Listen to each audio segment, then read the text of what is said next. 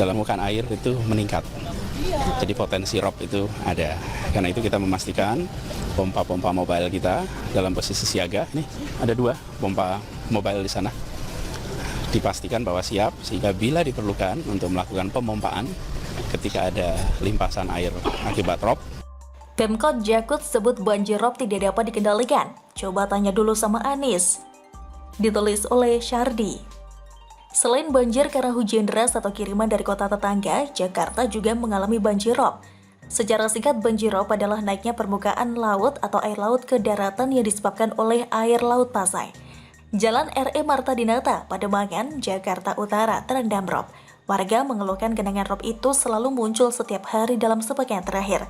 Menurut pantauan detik.com, pada Minggu pagi, genangan rob menggenangi Jalan RE Marta Dinata, tepatnya di seberang Taman Kampung Muka. Genangan air setidaknya setinggi 30 cm. Seorang penjual warung di sekitar lokasi bernama Cito mengatakan, banjir sudah menggenangi jalan tersebut dalam seminggu ini. Dia menyebut banjir biasanya datang ketika pagi hari. Udah seminggu yang lalu lah, tadi pas saya ke pasar, tadi jam 5:30 belum ada air, pas jam 6:30 itu udah kegendang kayak gini. Biasanya pagi banjir, kata Cito saat ditemui di lokasi. Cito mengungkapkan ketinggian air bervariasi hingga 50 cm. Menurutnya, rob biasanya surut ketika hari sudah menjelang siang. Kadang juga sampai setinggi taman yang di tengah itu, 50 cm. Cepat surut kalau sudah siang, kalau pompa dinyalain, terang Cito. Sebenarnya ini diperparah oleh penurunan tanah di Jakarta beberapa sentimeter setiap tahunnya akibat penggunaan air tanah yang berlebihan, sehingga air laut naik dan lebih mudah menjangkau daratan. Bahkan saya membaca, lupa baca di mana, kalau penurunan tanah sangat masif, maka wilayah Jakarta Utara yang akan menjadi korban pertama banjir rob. Banjir rob di Jalan RE Marta Dinata, Pademangan, Jakarta Utara ini mungkin menjadi tanda awal sekaligus warning bagi Pemprov DKI. Ada satu hal yang menarik, Pemkot Jakarta Utara menilai rob itu tidak dapat dikendalikan. Memang rutin rob yang nggak bisa dihandle sampai sekarang itu rob, kata Kepala Suku Dinas Sumber Daya Air Jakarta Utara, Adrian Maramaulana.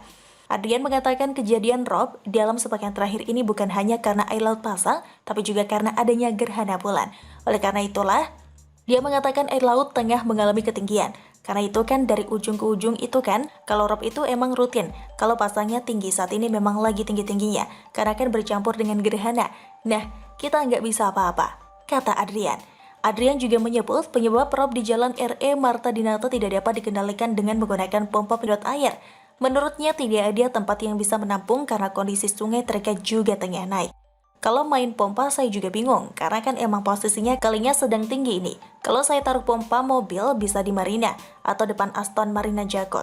Masa saya buang air ke kali, kalinya ke laut, lautnya sedang tinggi kan? Juga nggak bisa, katanya. Tapi kata Anies banjir bisa dikendalikan kan? Kenapa banjir rob di Jakut tidak bisa dikendalikan?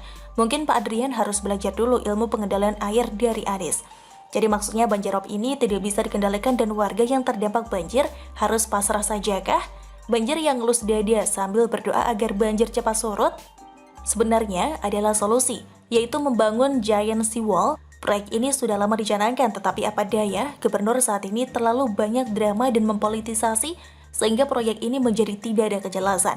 Silakan googling saja, Anies memberikan kesan kalau dia tidak setuju dengan proyek ini.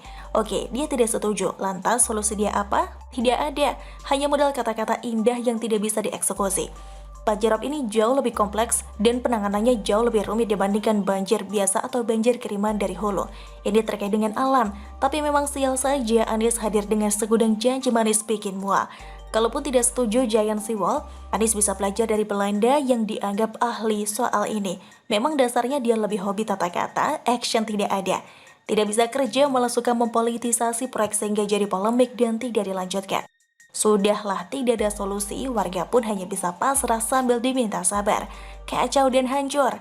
Bagaimana menurut Anda?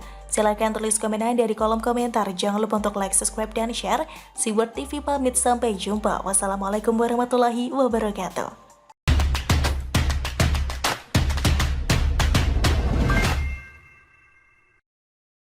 Nah, itu perintah memaksakan kehendak. Saya bilang kalau memaksakan kehendak kalian berhadapan dengan saya. Saya bilang begitu. Itu kepada pemimpin Demonya kan Pak. Ya saya pegang pistol saya aja. Saya nggak akan nembak tapi saya takut-takuti lah dia. Begini Mas, ciri pemimpin itu satu, dia harus berani ngambil keputusan.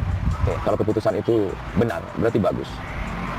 Sosok Jenderal Terasunan Gunung Jati yang ditakuti Rizik CS, ditulis oleh Anto Cahaya. Ada seorang Letnan Jenderal TNI yang sampai saat ini dibenci tapi sekaligus juga ditakuti oleh Rizik dan pengikutnya.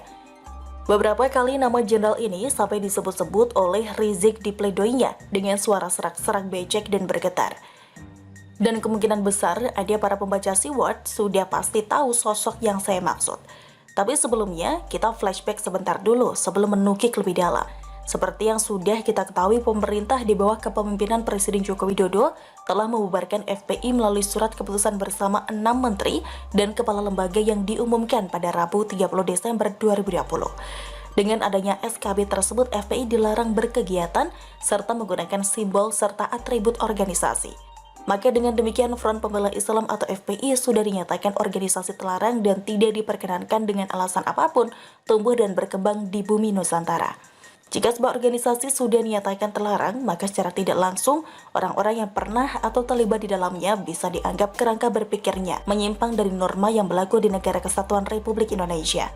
Beruntung pernah tumbuh dan berkembang di era demokrasi dan ada lembaga hak asasi manusia atau HAM, jadi nasibnya masih jauh lebih baik dari PKI. Di mana saat itu di zaman Orde mereka yang dianggap terlibat, ditangkap dan kemudian dieksekusi tanpa peradilan. Bahkan banyak korban yang dieksekusi di tengah hutan, pinggir sungai, jurang, dan lain sebagainya. Bisa menjadi bentuk ancaman psikologis bagi simpatisan. Mereka yang masuk kategori baby boomers sudah pasti mengetahui peristiwa di atas dan masih fasih bercerita suasana saat itu. Generasi baby boomers, mereka yang lahir di tahun 1946 sampai 1964. Disebut baby boomers karena mereka lahir setelah Perang Dunia Kedua berakhir. Mengapa saya singgung hal di atas? Agar ex-FPI yang masih belum mau terima kenyataan itu melek. Apalagi mereka masih menyaru dengan kata reuni-reunan segala. Dengar saja malu rasanya. Terlihat tidak punya hal yang jauh lebih berbobot. Kemampuannya hanya kumpul-kumpul ganggu kegiatan rakyat. Dengan harapan dilirik buhir politik. Jual masa yang sudah tidak seberapa. Mau reuni dengan tujuan apa? Kok jadi mirip emak-emak ABG? Para Mahmud atau Mamah Muda atau kumpulan emak-emak setengah abad yang ganjan serta pamer tak cincing dan berharap kesandung berondong di tempat arisan. Tak faktanya berdasarkan survei SMRC bulan Maret 2021 atau setelah 3 bulan dinyatakan bubar dan terlarang oleh pemerintah, ternyata hasil survei mayoritas responden setuju ormas ini dibubarkan, alias ormas yang dianggap percum tak bergun. Menyambung paragraf awal soal sosok jenderal atau letnan jenderal yang tidak lain Letnan Dudung Abdurrahman. Saat itu yang bersangkutan masih menjabat sebagai Panglima Kodam Jaya tentu saja memiliki ruang dan kewenangan ikut menjaga ketertiban ibu kota negara DKI Jakarta.